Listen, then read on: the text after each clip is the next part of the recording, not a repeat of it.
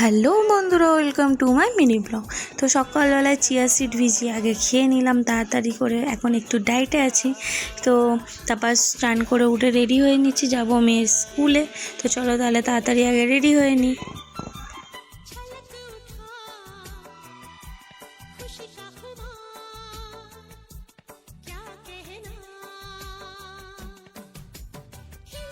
তো দেখো আমি রেডি হয়ে চলে এসেছি, আর আমি আজকে একাই দিতে যাবো মাম্পুকে, কারণ এসে করতে হবে রান্নাঘর ক্লিন।